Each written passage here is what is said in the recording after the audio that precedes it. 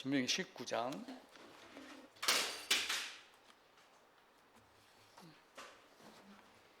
2절부터 13절까지인데 몇 절만 골라서 보겠습니다. 신명기 19장 2절부터 13절입니다.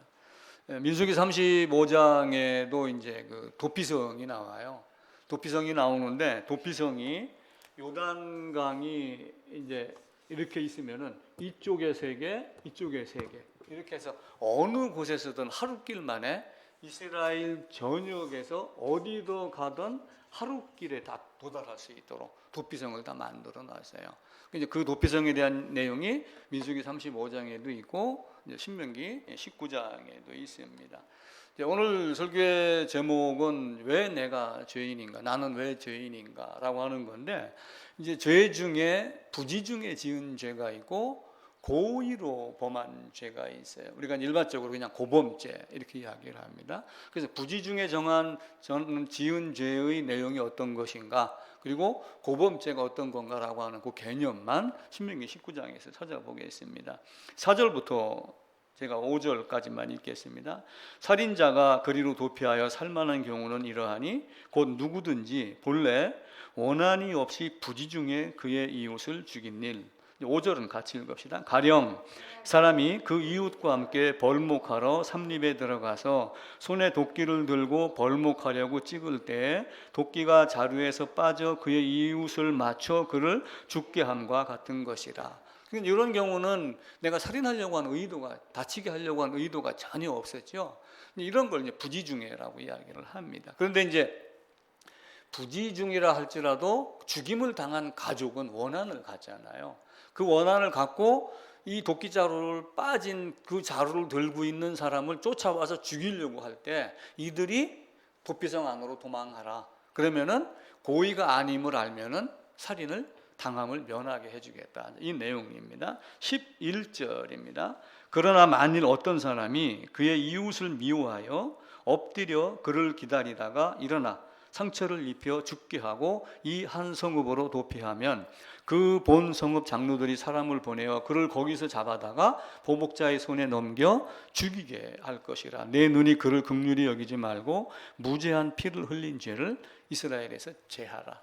그러니까 죽이려고 아예 작정을 한 거죠. 요즘에도 보면 살인자들 그런 내용이 많이 나오잖아요.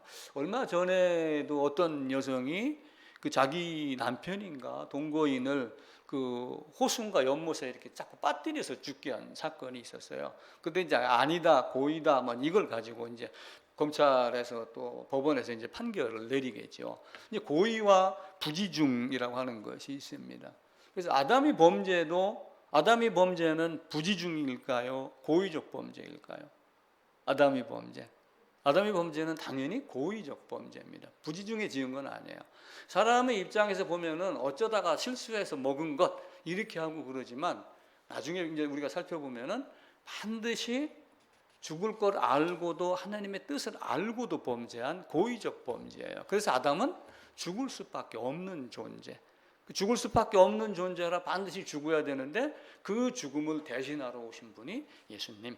이 정도로만 성경을 알아도 성경 전체가 쉽게 보이기 시작을 할 겁니다. 옛날 조선시대나 포도청 같은 데 보게 되면 형틀이 있고 막 주리를 튼다 하고 이렇게 하면 그 이제 무릎 사이다가 뭐 막대기를 놓고 막 이렇게 눌리고 그러면 허벅지가 막 터지고 그래서 비명 소리가 들리고 그 이제 포도청의 그 관리는 그 뭐라고 그래요? 내 죄를 내가 알렸다 소리 지르면 뭐 아닙니다. 나는 안 했습니다. 나는 부지중입니다. 나는 고의입니다. 이렇게 자백하는 이런 현상들이 나오죠. 이제 제가 어렸을 때 가끔 듣던 욕, 젊었을 때 이 어른들이 하는 말이 있어요. 이 사지를 찢어 죽일놈. 그 사지를 찢어 죽일놈이 뭔가 했는데 나중에 이제 역사를 배우면서 보니까 말 4마리다가 손발을 담고 가지고 사방에서 말에다 채찍질을 하면 말이 이제 힘차게 달려나가니까 어떻게 돼요? 여기가 이제 쭉지가 찢어져서 죽는 이렇게 이제 무지막지한 형벌도 있었습니다. 로마 시대도 마찬가지예요. 사람이 고안해낸 것 중에 가장 흉악한 살인 도구가 십자가다. 이렇게 우리가 사람들은 이야기를 하죠. 왜 그러냐면은 순간의 고통으로 단두대가 무서울 것 같지만 딱 내려오는 순간 1초만 지나고 나면 목이 잘리니까 그 후로는 사실은 모르는 거예요. 아픔이라는 개념을. 그런데 이 십자가는 몇 날 며칠 동안 매달려 있으면서 숨 못 쉬는 고통에, 밤에는 추위에, 낮에는 더위에, 또 그러다가 어쩌다가 새가 날라와 갖고 머리 위에 앉으면서 만약에 쪼은다 이러면 또 그런 거 있죠.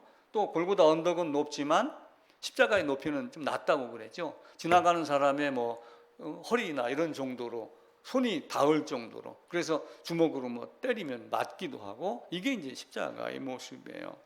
근데 최초의 순교자 아벨은 돌에 맞아 죽었어요. 구약에서의. 신약에서의 최초의 순교자는 누구죠? 스데반입니다. 근데 스데반도 돌에 맞아 죽었어요. 근데 이제 하늘에서 우리 주님이 벌떡 일어나면서 자기를 응원하는 모습, 이걸 보면서, 하늘을 보면서 죽었기 때문에 아마 그 스데반은 몸이 아팠지만 고통을 많이 안 느끼고 죽었을 것 아닌가. 그래서 우리의 죽음도 마지막 순간에 죽음 이후에 그 너머를 바라보고 죽음을 통과하면은 그게 고통이 없지 않을까, 그런 생각이 들어갑니다. 그래서 두려워하는 이유는, 사람이 두려워하는 이유, 죽음을 두려워하는 이유가 뭐냐라고 하는 것은 대다수의 학자들이 그래요. 심리학자들이 죽음 이후에 다가올 무엇인가를 두려워한다. 그래서 우리는 어려서부터 늘 듣던 말이 천벌받을 놈, 뭐 할 놈 이런 얘기를 많이 들었거든요. 그러니까 천벌이 없는 종교가 없어요. 그리고 심판이 없는 종교도 없죠. 불교 용어나 이런 것도 보면 심판이 많습니다.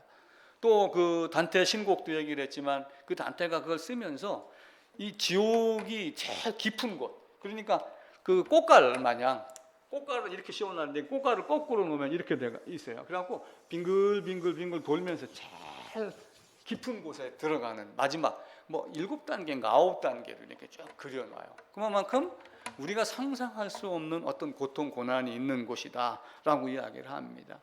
그런데 이제 살아있을 때는 고통을 당하면 너무나 힘들죠. 아까 시작하기 전에 말씀드렸던 그 베드로나 콜로세움 그 경기장이나 이런데, 근데 경기장에 가가지고 사자를 풀어놓으면 사자가 달려오지요. 그럼 사자가 한번 물으면 그 아구 힘이 얼마나 세요. 뼈가 으스러진다고 그러죠. 그러면서 그 고통 중에 부모나 자식이나 먼저 각오하는 모습을 보면서 비명을 지르지만 한편으로는 그 안에서 찬송을 부를 수 있는 힘은 어디서 나왔을까라고 하는 것. 그래서 그 핍박을 견디지 못해가지고 카타콤이라고 하는 로마 지하 도시, 아마 이제 그 땅굴이 있는 그런 형태가 있겠죠. 그리고 이제 그 터키도 가게 되면은 데린무유라고 하는 곳이 있어가지고 어느 땅 속에서 조그만 구멍이 하나 있는데 이제 비둘기가 들락날락거리더라 해갖고 이제 고고학자들이 파보니까 깊이가 한 85m 정도 되는, 지하에서, 그러니까 아파트 한 7, 8층 되는 큰 거대 도시가 있는 거예요. 그 안에서 태어나서 죽는 사람도 있어요. 카타콤 안에서 태어나서 밖에 한 번도 안 나와보고 죽는 사람도 있고.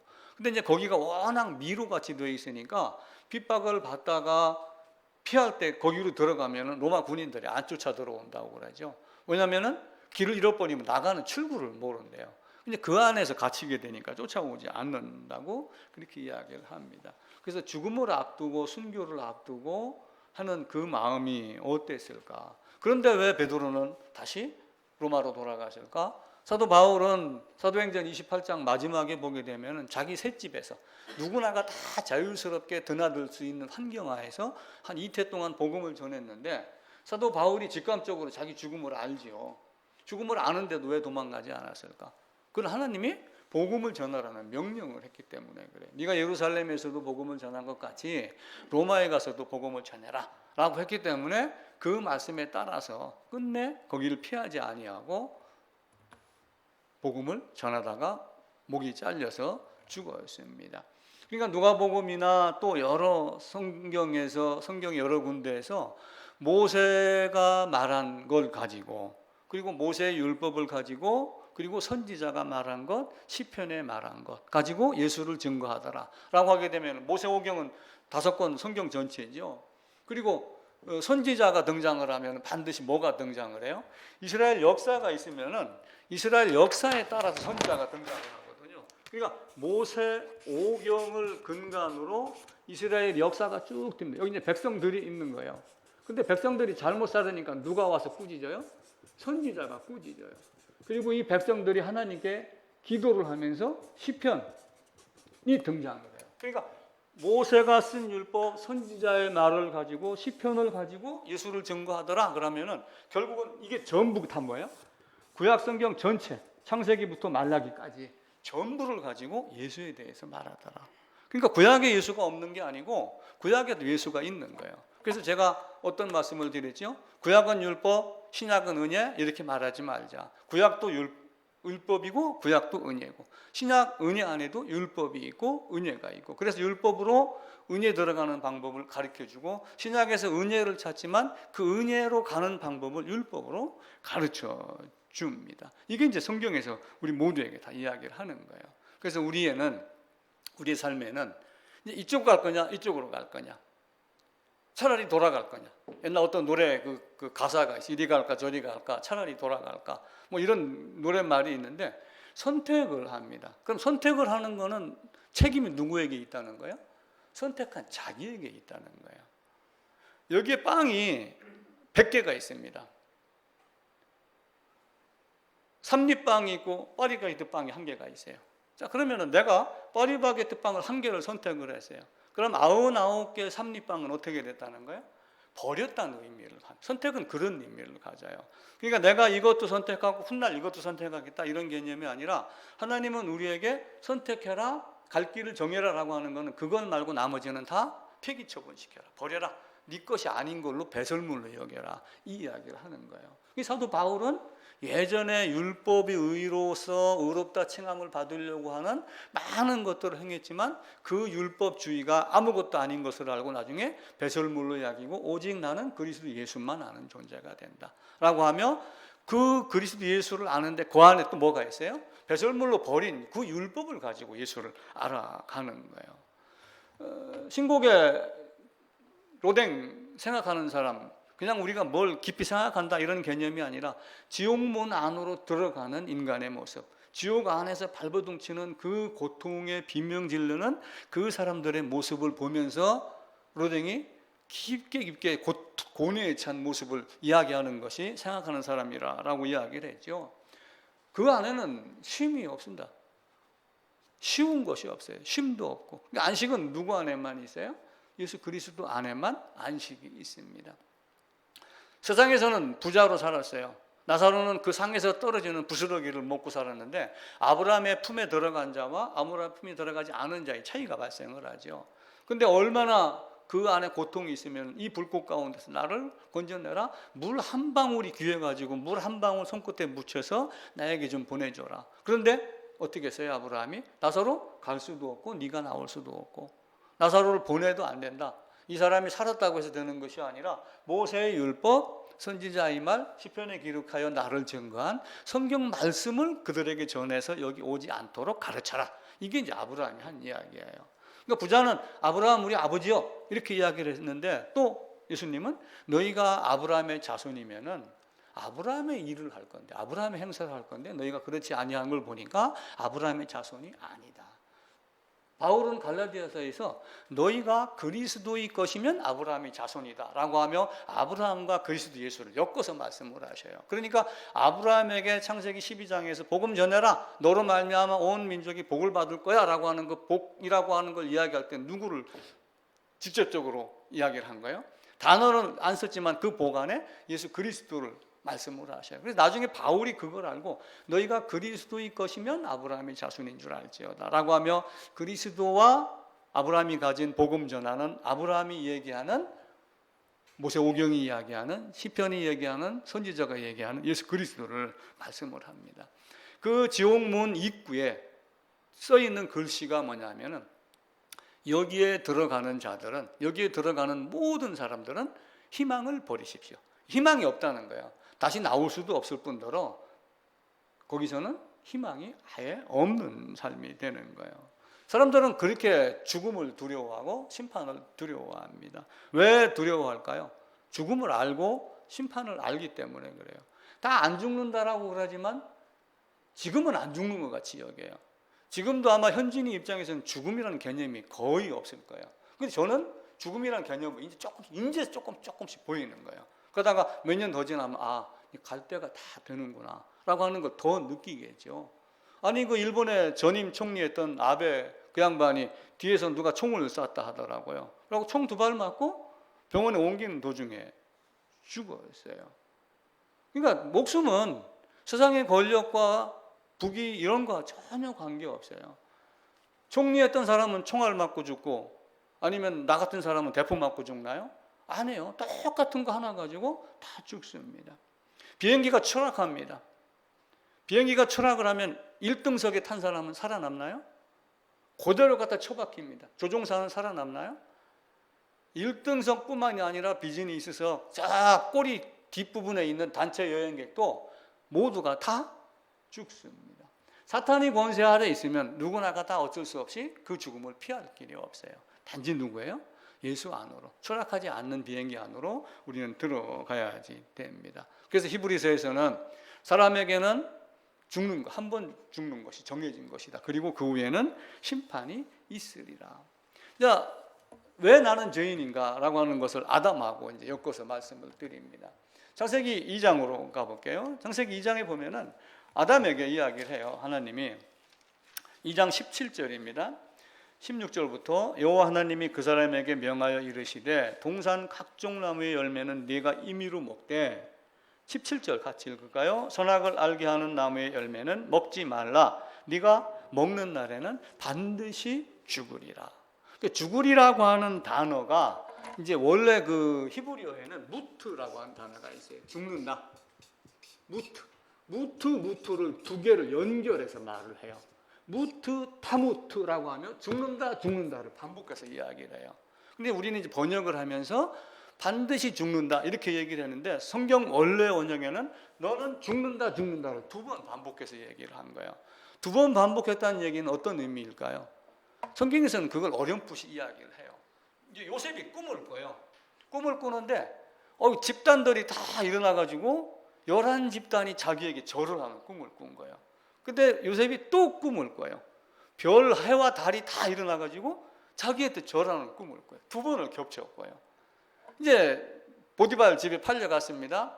아내가 집적거려갖고 튕겨 나갔죠. 감옥에 들어갔어요. 근데 바로가 꿈을 꿨어요. 바로가 꿈을 몇 번 꿨어요? 2번 꿨어요. 소 꿈을 꾸고 곡식에 대한 꿈을 꿨어요. 막 살이 찌고 풍성 이런 소가 있다가 파리하게 마른 소. 이삭에 충실한 것도 있었는데 바짝 마른 2개가 나오는 거예요. 그래갖고 이제 그 보디발의 아내로 말미암아 왕의 죄수를 다루는 그 감옥에 갔는데 그걸로 말미암아 뭐가 됐어요? 총리가 됐어요. 하나님의 섭리는 놀랐습니다. 요셉을 보냈는데 하나님이 앞서서 보냈다 이렇게 말씀을 하시죠. 그리고 이제 요셉이 가서 이야기를 해요. 당신이 꿈을 2번 겹쳐 꾼 이유가 있습니다. 창세기 가볼까요? 41장입니다. 64쪽이네요. 41장 32절입니다. 바로께서 꿈을 2번 겹쳐 꾸신 것은 하나님이 이 일을 정하셨습니다. 하나님이 속히 행하시리니. 이와 마찬가지로 죽는다 이렇게 하는 겹쳐서 말한 것도 반드시 죽는다라고 하는 것을 이제 강조한 거예요. 아담이 먹은 선악과가 예를 들어서 복숭아든 또 아니면 뭐 사과든 어떤 과일로 만약에 따져봅시다. 사과라고 합시다. 근데 그 사과를 먹었다고 해갖고 사과 안에 있는 어떤 성분이 아담을 죄로 만들었나요? 그렇지 않잖아요. 뭐냐면은 먹은 것 자체가 문제가 아니라 이미 먹고자 하는 마음이 문제가 있었던 거예요. 지난주에 내가 그 얘기를 한번 드렸죠. 사과를 따먹어서 아담이 죄인 된 게 아닙니다. 그러니까 현진이 눈이 덩그레졌어요. 저 양반이 지금 무슨 소리 하는 거야? 성경에서는 분명히 선악과를 먹고 죄인이 됐는데, 근데 제가 이제 이어서 무슨 얘기를 했어요? 마음이 시켰기 때문에, 마음이 반역을 했기 때문에 이전에 몇 년 동안인지는 모르지만 먹음직하게 보이지 않던 것이 먹어도 될 만한 걸로 보이기 시작을 한 거예요. 그리고 그 마음에 따라서 손을 뻗어서 입도 움직이고 삼키고, 그러니까 선악과를 먹은 게 문제가 아니라 먹기 이전에 반역이 이미 시작이 된 거예요. 하나님은 이와 같이 그 마음의 상태를 먼저 보는 거예요. 그러니까 세상 감찰하사 사람의 모든 것을, 마음의 의도까지도 안다 이렇게 이야기를 해요. 복음서에 가게 되면은 좋은 나무마다 좋은 열매 맺고 좋지 않은 나무마다 좋지 않은 열매 맺는다 그래요. 그러니까 아담이 좋은 나무였었을 때는 안 먹을 걸로 보인 거예요. 근데 좋지 않은 나무로 딱 바뀌니까 먹어도 될 만한 걸로 보이는 거예요. 좋지 않은 생각에 좋지 못한 결과를 갖고 온 겁니다. 그래서 마태복음 7장에 보면 못된 나무가 나쁜 열매를 맺는다. 에덴의 기간이 몇 년인지 아는 사람 아무도 없습니다. 이 땅에서 지구가 몇 년 동안 만들어졌느냐, 6일이냐, 6,000년이냐, 40몇 억 년이냐, 이걸 놓고 지금 계속 싸우고, 지금도 싸우고 있어요. 하여튼 저 공간 많이 치는 사람이 이기는 걸로 지금 되어 있어요. 근데 성경은 그걸 따지라고 성경을 기록하여 준 게 아니에요. 딱 성경을, 만약에 성경을 중간으로 딱 66권의 중간을 나눈다면 어디로 중간으로 하고 싶어요? 최 입사님. 성경 66권의 중간. 이게 참 애매합니다. 그러면 사람들이 일부는 총 몇 페이지지? 페이지수 중간? 아니야 그거 말고 구약이 있고 신약이 있으니까 이거겠지. 뭐 여러 가지로 생각을 해요. 근데 만약에 1장부터 3장까지가 있고 에덴이고 에덴 밖에요. 그럼 중간은 어디예요? 3장 끝, 4장 첫 자리? 성경 중간이에요. 아브라함을 기준해 갖고 복음 전에 그럼 아브라함이 기준일 수도 있어요. 세례자 요한을 놓고 보면은 일반적으로는 구약 신약하지만 세례자 요한과 주님의 만나서 요단강에서 세례되는 그 마태복음 11장을 가지고 하게 되면은 세례자 요한과 예수님이 만나서 세례받는 그게 성경의 중간 지점이 되는 거예요. 구약과 신약, 율법과 은혜, 은혜 언약의 옛 시대, 새 시대 이렇게 구분할 수가 있죠. 우리 마음 상태가 어떤냐에 따라서 다른 거예요. 야고보서에 보게 되면은 죄에 대한 엄청난 이야기를 해요. 호세아서에 보면 율법을 10,000가지로 했다. 근데 이제 야곱이 라반의 집에서 도망 나올 때 이제 이야기를 해요. 나중에 도망 나왔고 나중에 라반이 만났잖아요. 당신의 아버지가 라반이 딸 자기 아내에게 당신의 아버지가 나에게 이 세경을 10번이나 지금 주지 않았다. 그럼 10번은 딱 10번을 얘기하는 걸까요? 여러 번 많이 그 이야기를 하는 거예요.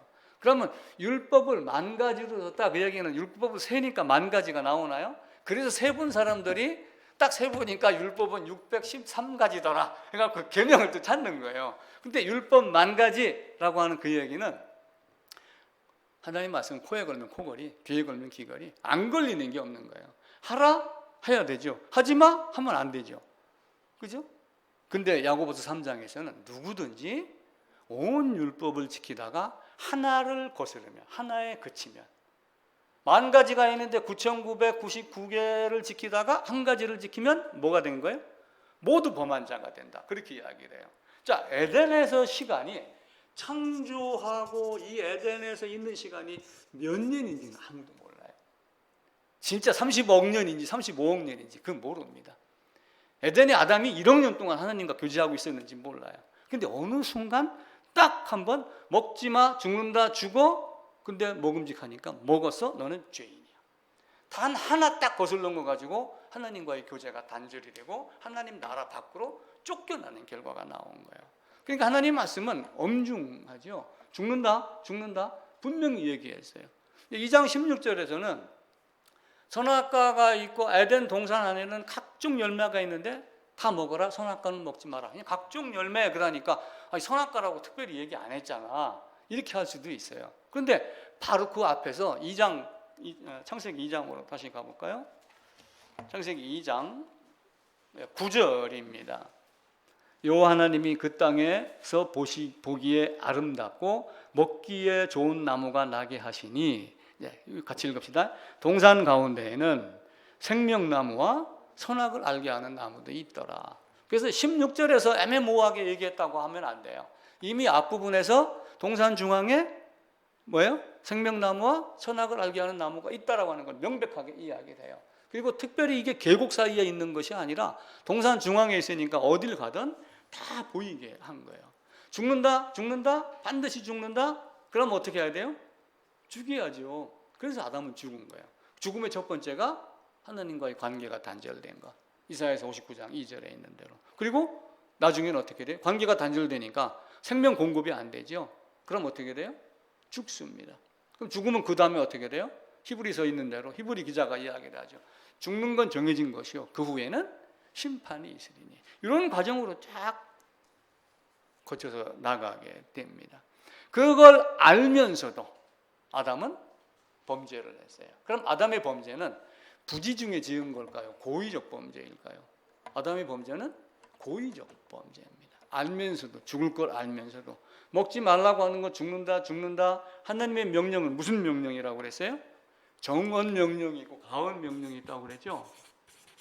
정언, 그 다음에 가언. 이건 조건이 붙어요. 어떤 조건에 따라서 해도 되고 안 해도 되고. 근데 이거는 조건이 있어요, 없어요? 없는 거예요. 무조건 해야지 돼요. 먹지 마. 이건 무조건 안 먹여야 되는 거예요. 근데 먹었어요. 하나님은 우리에게 이 선악과를 먹은 걸로 인해서 하나님께 도전하고 하나님과 같이 될 것이다 라고 하는 걸로 아담은 하나님만큼 높아지기를 원했던 거예요. 이사야서 14장이나 또 뭐 이런 데 있는 것처럼 사탄의 존재를, 사탄의 시작을 정확하게 이야기를 하지 않지만 그것 자체를 놓고서도 아담의 도전을 은연중에 나타냅니다. 그래서 아담은 옛말에 우리 그런 말이에요. 저놈이 매를 벌어요. 매를 벌어.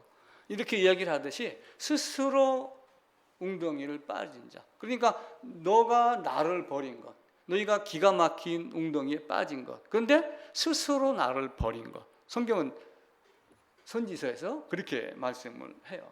그리고 그 죽음의 이빨 안으로, 사자 입 안으로 스스로 걸어 들어갑니다. 예수님이 포도원 비유를 해요. 이제 거의 십자가를 이제 향해서 가시는 거의 마지막 즈음에 포도원 농부의 예를 들면서 어떤 주인이 포도원을 줘놓고 농사짓기를 안 하고 어떤 농부들에게 세를 줍니다. 복음을 맡긴 거예요. 바꿔 얘기하면 유대인들에게 복음을 맡긴 거예요. 하나님이 복음을 만들어 놓고 유대인에게 맡겼어요. 그래서 이제 세를 받으러 보냅니다. 매년. 그랬더니 이 농부들이 어떻게 해요? 세 받으러 온 친구들을 그대로 셋째까지 다 죽였어요. 그러니까 주인이 내가 아들을 보내면 설령 아들은 안 죽이겠지 하고 아들을 보냈는데 여기 있는 사람들은 어떻게 해요? 이가 상속자니 이걸 죽이고 우리가 이걸 다 차지하자. 아담도 거의 같은 생각을 했을 거다라고 저는 생각을 해요. 그걸 이야기를 하면서 유대인과 이방인의 차이를 말했지만 한편으로는 아담이 도전을 이야기를 한 거예요. 복음을 갖다 놨습니다. 머릿돌이 됐어요.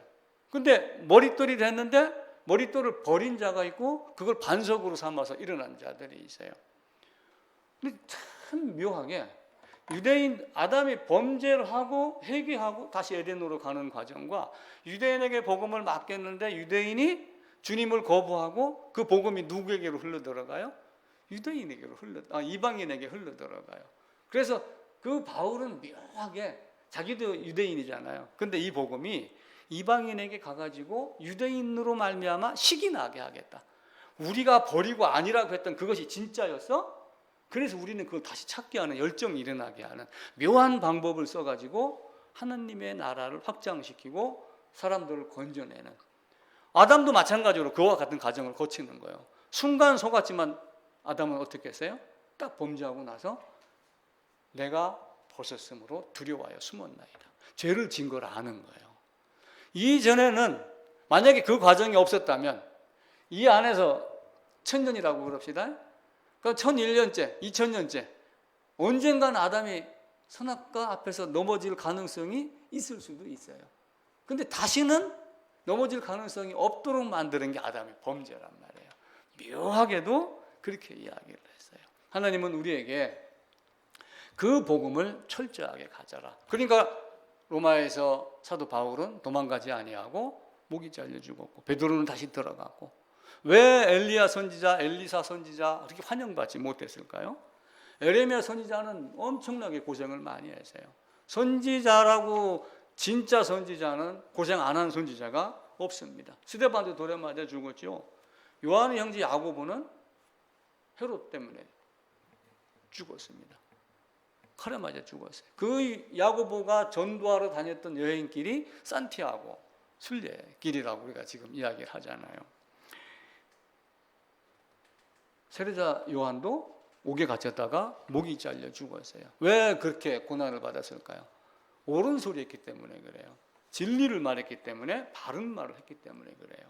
그래서 우리도 바른 말을 하면은 어쩌면 나중에 엄청난 핍박이 더 찾아올 수도 있어요. 근데 그럼에도 불구하고 사람들에게 평안하다, 너는 교회 다니잖아, 너는 세례 받았잖아, 너는 장로잖아, 아니, 당신은 목사잖아, 이렇게 이야기하면 안 된다는 거예요.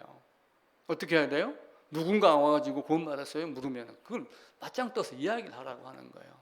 그래서 구약 성경에도 보면은 내 백성의 상처를 가볍게 여기면서 평강하다 하나 평강이 없도다, 이렇게 이야기를 해요. 그리고 이들이 내 백성을 유혹해서 평강이 없으나 평강이 있다라고 하며 어떤 사람이 담을 쌓을 때 해치를 한다, 이렇게 이야기를 해요. 담을 쌓을 때 왜 해치를 해요? 꾸미는 거예요. 근데 이제 그때의 역사적 장면은 담을 쌓는데 담이 균열이 생겼어요. 균열이 생기면 무너져요, 안 무너져요? 무너지죠. 무너지는 위에다가 페인트 칠을 해갖고 금만 안 보이게 만드는 거야. 근데 어느 순간 누군가 와서 애기라도 힘쳐 밀으면 넘어지게 되어 있죠. 그게 해칠한 무덤이에요. 평토장한 무덤, 신약 성경에서 이야기하는. 근데 평토장한 무덤을 갖다 놓고 실제 무덤을 얘기를 했을까요? 사람의 마음을 얘기를 한 거예요. 너희 마음이 해칠한 무덤과 같도다, 이 애식하는 서기관과 바리새인들아. 너희 안에는 썩은 것들로 가득 찼고 율법주의로 가득 찼는데 껍데기는 아름다운 것으로 가득 차 있구나 라고 하며 멸망을 자처하는 친구들. 성경은 아담을 통해서 하나님의 말을 거역했을 때, 정은 명령을 거역했을 때 반드시 죽는다. 그래서 그지난주 얘기하면서 네 가지 얘기하면서 하나님이 누구인가, 그리스도가 누구인가, 뭐 나는 누구인가. 근데 핵심은 뭐였어요? 속죄라고 했죠. 성경은 전부터 속죄를 얘기해요. 시작하면서 범죄가 있었고 범죄 갖고 쫓겨난 존재가 다시 돌아가는 것, 이게 성경 전부예요. 그 안에 역사가 있는 건데 그 역사는 설령 몰라도 괜찮아요. 알면 더 좋지요. 근데 중요한 건 뭐예요? 어떻게 하면 돌아갈 수 있는가, 그걸 말하는 거예요. 그리고 성경은 범죄한 자에게 여자 후손 보내겠다, 그리고 앞으로 너는 이런 고통 받을 거야 하고 쫓아냈어요. 쫓아내는 과정 중에 뭘 한 거예요? 미리 가죽옷을 지어 입혔잖아요. 그럼 그 가죽옷 속에서 아담이 스스로 두려워서, 벗은 것이 두려워서 숨었나이다라고 하는 죄의 고백이 있었을 때 가죽옷이 있었겠죠. 만약에 아담이 난 두려워서 숨었습니다 라고 하여 숨는 과정이 없었다면 그에게 가죽옷이 없었을 것이다. 제 생각에는 그렇게 생각을 해요. 그리고 아담은 밖으로 나와가지고 그 이야기를 가인과 아벨에게 했지만 가인은 거부했고 아벨은 받아들였고. 그래서 세상은 그렇게 복음을 거부한 자와 거부하지 않는 자 두 갈래로 나뉩니다. 근데 이제 학자들은 몇 년 동안 창조했지? 36억 년이야? 아니면 28억 년이야? 이걸 갖고 지금 이야기를 하고 있죠. 가인이 제사를 왜 안 받았지? 재물이 나빠서 그래. 가인의 마음 씀씀이가 나빠서 그래. 곡식을 드렸는데 만물이 아니고 끝물이야. 이걸 가지고 지금 계속 논하고 있어요. 지금도 그걸 가지고 싸움 전쟁을 합니다. 근데 그거 중요한 게 아니에요. 아담이 뭘 가르쳤을까라고 하는 거예요. 첫 아담이 마지막 아담에 대한 걸 가르친 거예요. 피의 제사를 가르쳤어요. 그럼 신명기 4장에 가면은 내가 너에게 명령한 율법을 가감하지 말고 지키라, 이렇게 이야기를 해요. 그럼 신명기 4장의 위치는 어디예요? 여기는 창세기예요. 신명기는 여기입니다. 그럼 아담은 이거 몰랐잖아, 이렇게 말할 수가 없는 거예요. 아담 안에 있는 모든 것들을 모세를 통해서 글로 나타낸 거예요. 성경은 이전부터 있던 것이. 그 아담에게 반드시 지켜라, 먹으면 죽는다, 무투, 타무투, 무투를 계속 이야기를 합니다. 죽는다. 그럼에도 불구하고 아담은 거부했고, 그 거부한 결과 엄청난 모습을 갖게 됩니다. 아까 얘기 드렸듯이 3장 놓고 보면은 나머지는 인류 타락한 죄인의 세계, 에덴의 세계. 돌아갈 거냐 말 거냐. 바벨탑의 사건으로 놓고 보면 어떻게 돼요? 노아의 사건으로 보면은 죄인 심판 새롭게 시작했는데 또 바벨탑, 그래서 아브라함을 불러냈다. 성경이 어떤 그 기점을, 중간 부분을 나뉘려고 하면 여러 군데를 찍어서 말할 수가 있어요. 홍수의 경우도 방주를 태워서 건져냈습니다.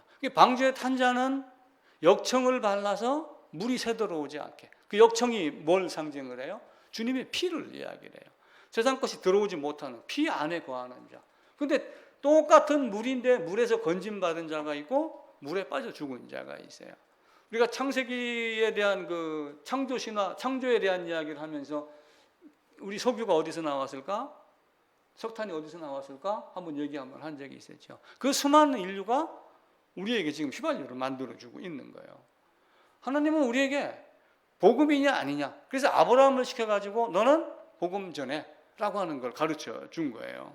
자, 이거 배포 자료 이제 그 56쪽입니다. 56쪽에 보면 도표가 하나가 있어요.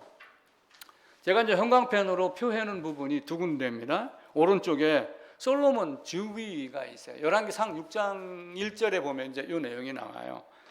솔로몬 즉위한 970년은 역사적 사실인데 솔로몬이 왕이 된 지 4년에 솔로몬 성전을 건축하더라 해가지고 970에서 966년이 이제 이 성경의 연대를 계산하는 그 포인트가 됩니다.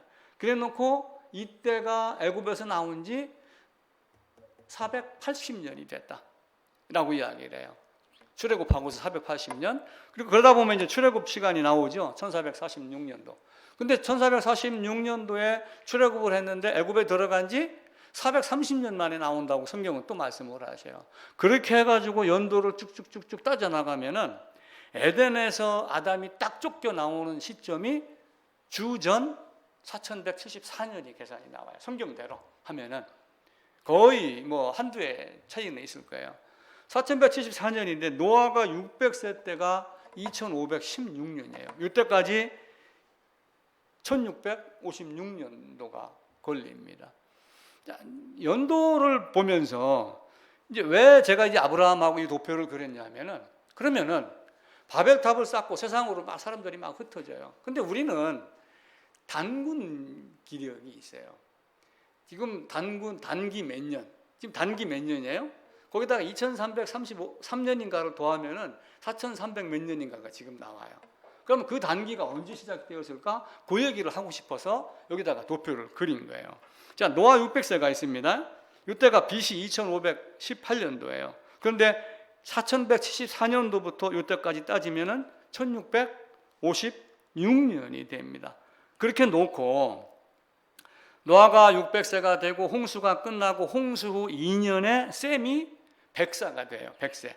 창세기 11장에 보게 되면은 그때부터 이제 누가 낳고 아르박삿을 낳고 누굴 낳고 하다가 벨렉이 태어나는데 그 벨렉이 태어나는 시점이 홍수 끝나고 약 101년쯤 됐을 때예요. 그 벨렉 이후에 이제 여러 땅으로 이제 흩잖아요. 그죠? 흩어냅니다. 근데 흩어낼 때 그때 이 BC 2333년이 그때 즈음에 해당된다라고 하는 걸 제가 말씀을 드리는 거예요. 그리고 2166년에 아브라함이 출생을 합니다. 그러니까 1656년 그리고 노아 600세. 그 노아가 몇 살에 죽냐면 노아가 600세인가 950세인가 죽는데 노아가 죽고 2년 뒤에 아브라함이 태어나요. 근데 이제 아브라함이 태어나고 아브라함이 100세에 이삭을 낳습니다. 근데 이삭을 그리스도 예수의 예표로 보거든요. 아브라함도 보지만 이삭을 그리스도 예표로 보는데 이삭 출생할 때를 따지고 보면은 에덴에서 쫓겨난 시점부터 몇 년이 걸리냐면 2108년이 걸려요. 2108년. 2108년이고 우리 주님이 오실 때 BC 4년, 3년, 5년 이렇게 따지거든요. 그렇게 따지면 그때도 약 한 2000 몇 년 되죠. 지금이 또 2000 몇 년도죠. 아마 거의 2000 단위 비슷한 시간으로 세월이 가지 않을까 그런 생각을 해보게 됩니다. 그러니까 우리가 단군조선이라는 것도 바벨탑 이후의 어떤 사건에 의해서 흩어지는 그 과정 중에 벨렉, 루, 스룩, 나홀, 데라, 아브라함 요 과정 흩어지는 과정 중에 단이라고 하는 어떤 사람이 조선 땅에 와서 하나님이 나를 보낸 거야 뭐 이렇게 해가지고 이제 단군조선에 대한 설화가 나오면서 건국 신화가 고조선에 대한 이야기가 나오고 있죠. 인생은 왔다가 다 그냥 갑니다. 잠언서, 전도서, 시편, 욥기, 디모데전서 이렇게 보게 되면은 다 빈손으로 왔다가 빈손으로 간다. 알몸으로 왔다가 알몸으로 간다. 권력자도 죽고 돈 있는 자도 죽고 가난한 자도 죽고 비행기 추락하면은 기장도 죽고 1등석에 탄 사람도 죽고 다 죽습니다. 근데 하나님은 누구든 아담의 후손은 죽는다. 아담의 후손은 모든 사람이 다 죄인이다. 근데 로마서 보게 되면은 바울이 그 이야기를 해요. 연합에 대한 이야기도 하지만 로마서 한번 먼저 찾아볼까요? 로마서 3장입니다.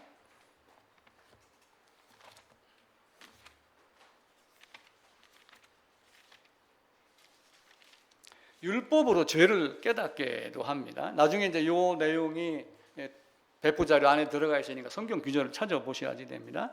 3장 20절에 보면은 율법의 행위로 그의 앞에 의롭다 하심 얻을 육체가 없다. 율법으로는 죄를 깨닫는다. 그런데 23절에 가게 되면은 딱 잘라서 이야기를 해요. 같이 읽읍시다. 모든 사람이 죄를 범하였으며, 이 모든 사람이 죄를 범하였으면은 태어나고 죄를 범한 것 그 이상이라고 저는 생각을 하는 거예요. 모든 사람이 죄를 범했기 때문에. 그러면서 5장에 가면은 한 사람이 범죄함으로 모든 사람이 죽고 모든 사람이 범죄했기 때문에 아담이 대표성을 가지고 예수님의 대표성으로 넘어가고 합니다. 내가 죽어야 할 걸 죽으려고 오신 게 하나님이에요. 근데 왜 나를 대신하여 죽어요? 왜 죽어야지 돼요? 옛날 임금은 엄영이요 하면은 죽은 자도 살려내잖아요. 이제 이명박 전 대통령이 8.15 때 사면이 되냐 안 되냐는 이제 윤석열 대통령의 생각에 달려 있겠죠. 그럼 윤석열 대통령이 이명박 사면 말로 하는데 왜 하나님은 말로 안 하고 직접 오셔요? 죽는다 반드시 죽는다라고 하는 거, 죽음의 개념을 분명하게 하는 거예요. 죽는다는 의미가 관계가 단절된다는 것도 있지만 관계가 단절되며 생명의 공급을 받지 못하니까 실제로 육체가 죽은다 하면은 썩고 사라지고 그리고 나중에는 다시 살려내서 심판하고 영원한 형벌이 있다는 것, 그걸 가르쳐주기 위한 거예요. 그래서 죽음으로 죄값을 치르지 않으면 안 되는 것을 만인에게 알려주기 위해서 우리 주님이 오시는 거예요. 그런데 내가 죽을 수 있나요? 인간은 죄의 싹스로 죽을 수 있어요, 없어요?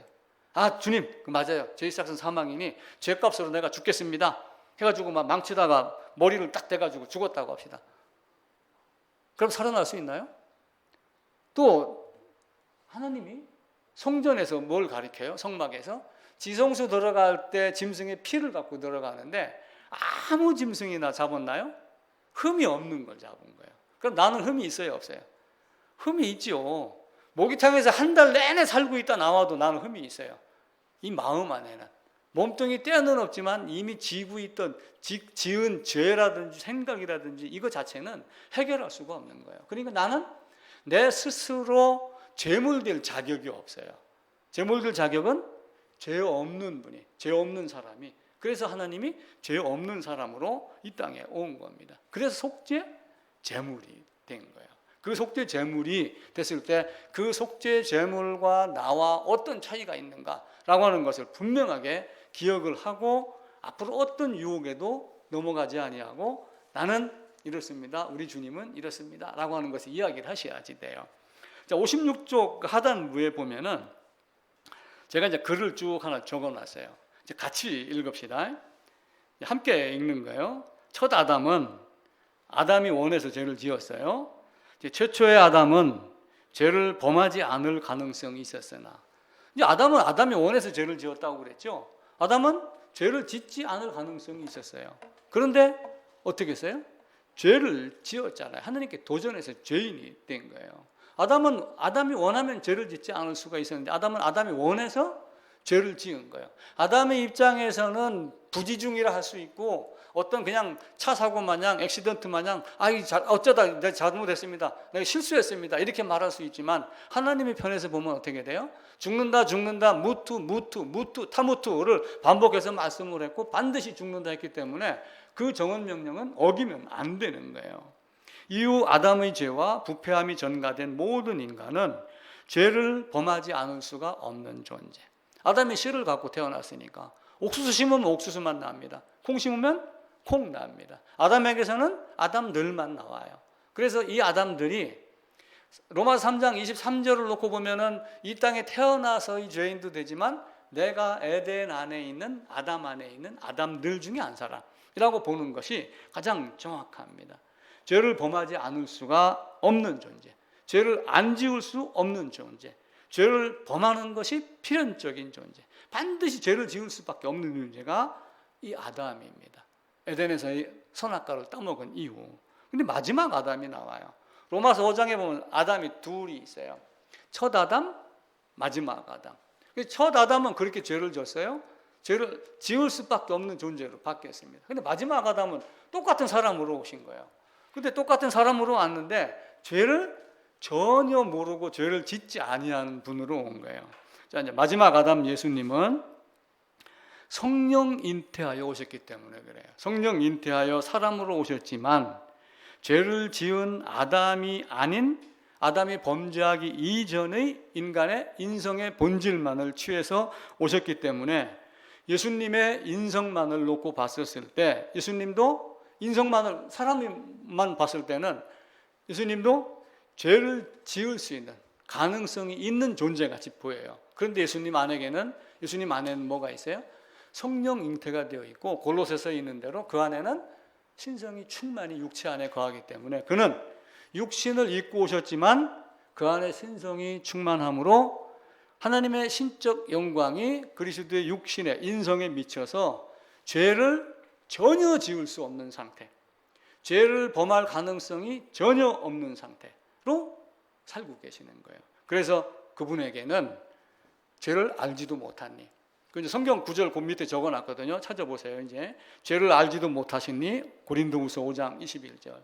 우리하고 똑같이 시험을 받은 이로되 죄는 없는 분. 히브리서 4장 거룩하고 악이 없고 더러움이 없고 죄인에게서 떠나 계시고. 히브리서 7장 죄를 범하지 아니하고 입에 거짓도 없고. 베드로전서 2장 22절. 이렇게 하며 첫 아담과 마지막 아담의 차이점을 둔 거예요. 첫 아담이 범죄한 그 아담의 후손으로 왔지만 사람의 죄는 사람이 속하여야 되기 때문에 사람으로 오셨지만 죄가 없는 사람으로 죄를 지을 수 없는 존재, 신성이 충만하신 신성이 인성이 미쳐갖고 죄를 죄를 짓지 못하는 범할 수 없는 상태로 오셨기 때문에 예수님은 우리에게 제물이 돼요. 이제 학자들은 오래전부터 교회사를 보게 되면은 공의회를 거치면서 이런 말들을 만들어내기 시작을 했어요. 근데 현대 교회들은 이런 말들을 잘 사용을 안 해요. 그냥 예수님이 다 용서해놔서 믿기만 하면 돼, 영접하면 돼, 이렇게 하지 이걸 상세하게 가르쳐주지 않으니까 이상한 말을 하게 되면은 그 이상한 말에 금방 유혹이 돼서 넘어가는 거예요. 성령 잉태하여 온 것이 어떤 남자고 어떤 여자일까요? 동아일보도 매주 목요일마다 어떤 여자에 대한 이야기하는, 자기가 성령이래요. 예수도 거짓이래요. 예수도 아니래 지금 막 이러면서 나오는데, 나는 교회에서 서로 싸우지 말고 그거 학자들, 신학대학원 교수들 전부 힘 합쳐갖고 그거 반론하는 것 좀 적어서 광고 냈으면 좋겠어요. 근데 그런 건 안 해. 가치가 없어서 그러는 건지. 근데 우리는 배워야지 돼요. 배워서 그들이 어떤 말을 하더라도 이분은 성자 하나님이며, 성자 하나님은 사람으로 오셨지만 죄를 지을 수 없는 상태, 이 모습을 우리에게 이야기를 하셔야지 됩니다. 이 땅에는 제사를 지낼 때 옛날 우리 집 짓고 뭐 하고 현대 배 삼성 반도체 만들잖아요. 삼성 반도체 기공식 준공식 할 때 뭐 갖다 놓고 고사 지내요? 왜 재물 갖다 놓을까요? 재물 갖다 놓고 뭔가를 드려야지 신이 충족하는 줄로 세상 사람들이 다 알고 있는 거예요. 에덴에서의 아담 가족 가인과 아벨이 뭔가 재물을 드렸던 이 모든 것의 이유를 나름대로는 다 알고 있는 거예요, 세상이. 근데 그 재물이 어떤 재물인가를 성경을 보고 찾아내야지 되는데 그걸 아직 아니하고 돼지 피 뿌리고 돼지 잡아서 돼지 머리 올려놓고 돼지가 웃으면 복이 오고 이런 쪽에다가 초점을 맞춘단 말이에요. 하나님의 명령은 정언 명령이에요. 가언 명령이 아닙니다. 57쪽 상단부에 정언 명령과 가언 명령에 대해서 여기 적어놨습니다. 정언 명령은 절대 변하지 않는 법칙, 종말의 순간까지 절대 변할 수 없는 명령, 하늘이 두 쪽이 나도 반드시 지켜야 하는 것. 근데 가언 명령은 어떤 거였어요? 어떤 조건에 따라 바뀌어요. 아이고, 내가 저거 선악과, 근데 배가 고파갖고 어쩔 수 없이 하나 먹었어요. 근데 마음은 그게 아니었어요. 이렇게 안 된다는 거예요. 먹으면 안 되는 거예요, 저거는. 근데 그 사과라고 하는 것이 라틴어가 말리라고 하는 단어가 아마 제 기억으로는 말리인가 그래요, 말리. 이 말리를 말리라고 발음을 약간 장음을 해서 길게 하게 되면은 말리가 사과라는 뜻도 된대요. 근데 이제 그 단테 신국인가에서 그 선악과를 사과로 번역을 하는 바람에 지금 이 땅에는 선악과는 사과야 이렇게 이제 많이 알고 있는 거예요. 근데 실제 사과는 아닙니다. 그냥 선악을 알게 하는 나무의 열매. 이제 가언 명령은 어떤 조건에 따라 바뀌는데 선악과는 정언 명령이다. 어떠한 조건에도 먹으면 안 돼요. 사탄이 유혹을 해도 먹으면 안 돼요. 사탄이 유혹을 해도 어떻게 돼요? 아니야, 아닌 거는 목에 칼이 들어와도 아닌 거야 돼야 돼요. 그런데 잠시 내가 위기를 보면 옛날에 순교자들 그 얘기를 하잖아요. 일본 신사 황제가 있는 그 천황이 있는 곳으로 고개만 돌려도 살려주겠다 했는데 나는 마음은 없어. 근데 고개 돌린 게 무슨 죄야? 이렇게 해서 고개 돌린 사람이 있고 그 말을 아는 순간 고개도 돌리면 안 되겠다 해서 안 돌린 사람이 있는 거예요. 참 묘하죠? 이게 순교의 정신이 그런 것들이 있어요. 정언 명령은 반드시 지켜야지 돼요. 아담에게 내려진 명령은 정언 명령이에요. 죽는다, 반드시 죽는다. 자, 율법도 그 밑에 있습니다. 율법의 종류가 3가지예요. 도덕법이 있고, 그러니까 우리가 예배를 드리면서 임예성 부르고 그 다음에 뭘 해요? 십계명 낭독을 하죠. 그러니까 십계명은 어디에 들어가요? 십계명, 우리가 얘기하는 일반적인 율법, 계명, 이건 다 도덕법에 해당이 되는 거예요. 도덕법. 자, 도덕법을 어겼어요. 아담이 어긴 건 도덕법이에요. 계명을 어긴 거예요. 그러면 계명을 어긴 자에게는 뭐가 필요해요? 레위기가 필요한 거예요. 제사. 그래서 2번째 나온 게 의식법이에요. 제사. 레위기 시작하면서 제사에 대한 장이 쫙 나와요. 어떻게 해라. 그리고 레위기 16장에서는 아사셀 염소를 통해서 시청각 교육까지 시켜가면서 죄가 이렇게 멀리 떠나서 돌아오지 않는다. 히브리서에서는 다시 죄를 위하여 제사 드릴 것이 없다라고 딱 못을 박죠. 이 도덕법을 어겼을 때 의식법, 제사법이 들어가가지고 모든 걸 다 해결해요. 그래서 제가 율법의 기능이 몇 가지라고 그랬어요? 2가지가 아니라 3가지입니다. 율법으로는 죄를 깨닫게 하고, 아니 의사가 이거 감기입니다. 그래놓고 파스 발라주면 돼요, 안 돼요? 병을 진단을 하고 고치지 못하면 의사가 아니에요. 근데 현대 의사는 냉철하게 따지면 병을 고쳐요, 못 고쳐요? 못 고쳐요. 사실은 어떤 병이 있습니다. 이만큼 더 연장할 수 있습니다. 요걸 하는 거지 고칠 수 있는 건 아무도 없어요. 췌장암은 걸렸다라고 판단이 되면 사형 언도하고 똑같다고 그러죠. 어젠가 그제 신문에 나왔어요. 동아일보에. 그래서 신촌 세브란스 연세암병원에서는 뭐 진단을 한다 그러는데 오래 살면 5년이에요. 그럼 5년 연장이 병을 고친 건가요? 안 돼요. 근데 의식법으로는 도덕법 어긴 것을 완전하게 해결을 해요. 누구로 말미암아? 예수 그리스도로 말미암아. 이걸 해놓는 게 이거예요. 그 다음에는 뭐가 있어요? 시민법이 있어요. 이스라엘에 국한된 법이라고 그러지만 의식을 통해서 죄사함 받은 자들이 하나님의 율법을 지키면서 살아가는 것.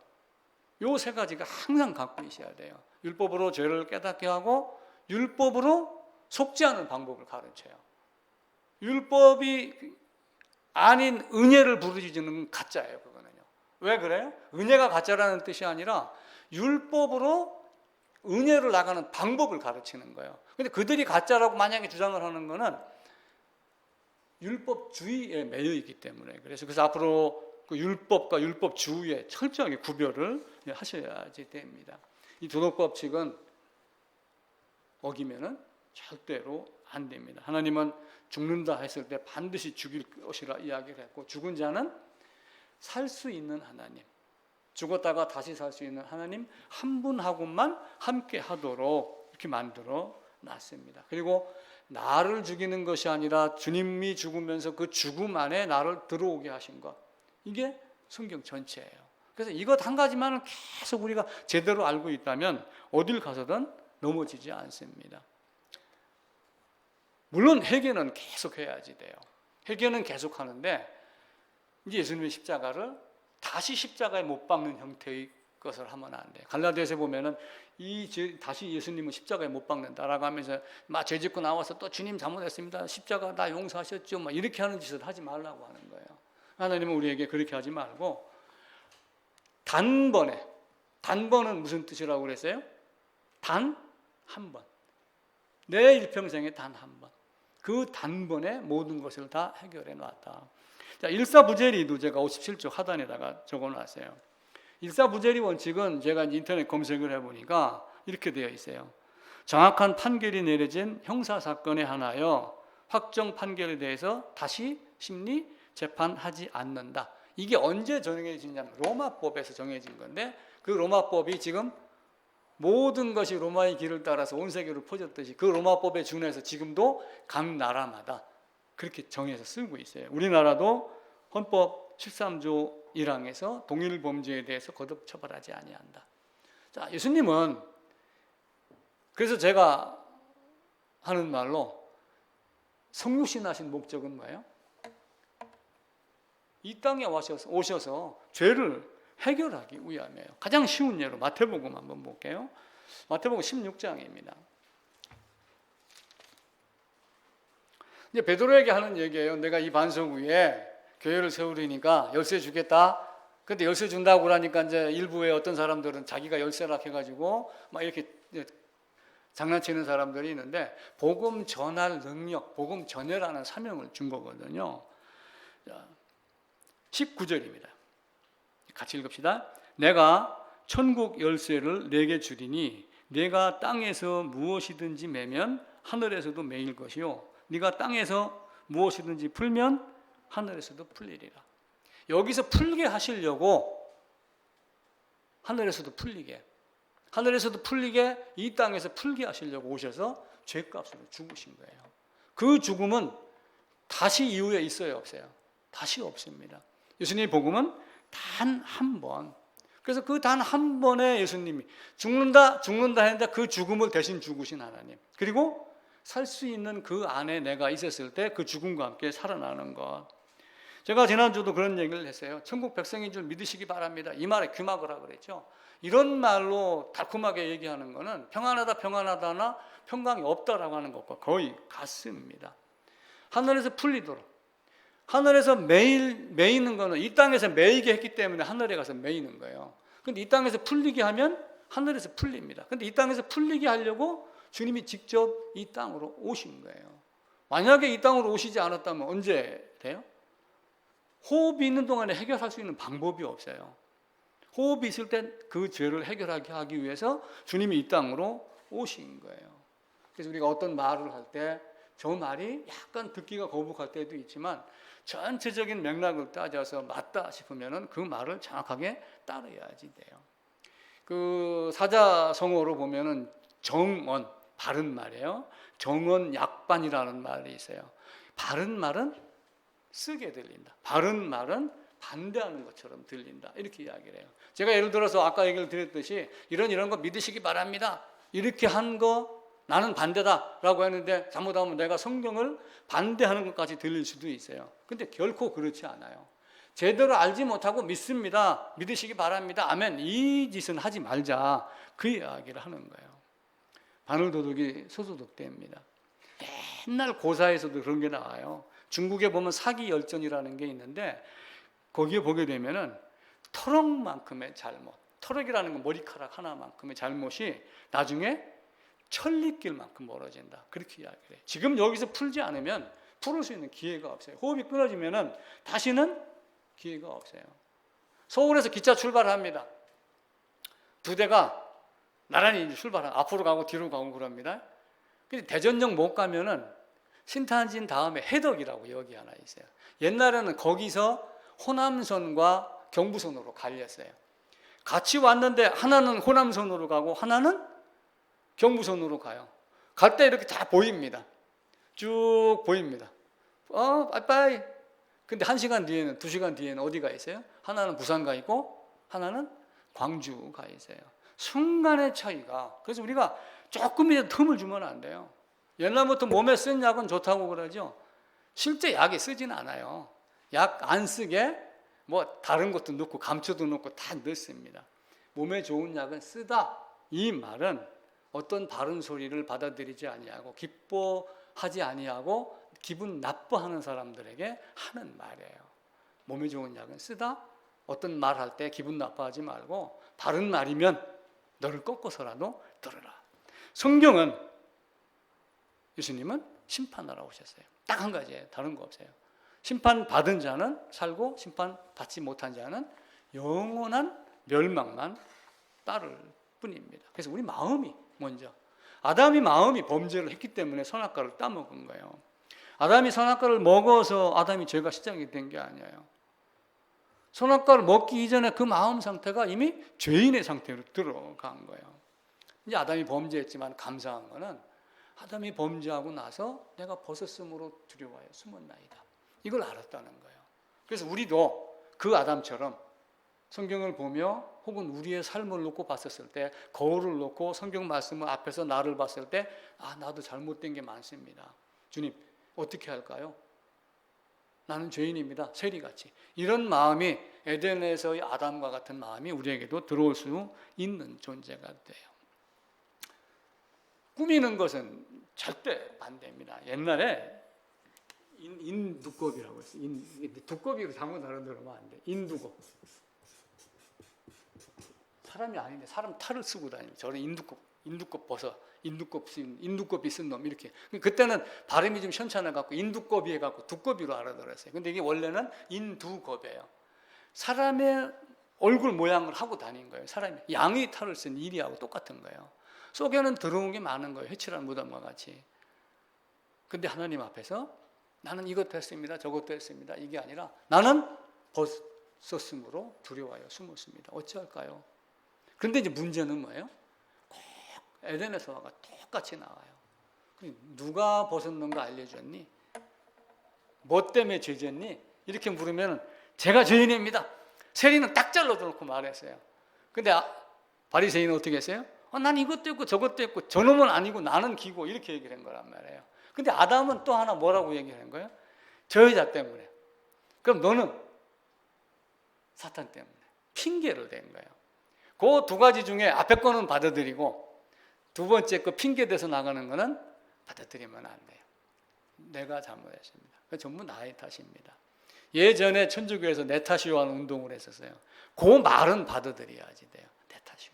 다 내 잘못입니다. 내가 나쁜 마음을 먹어서 그렇습니다.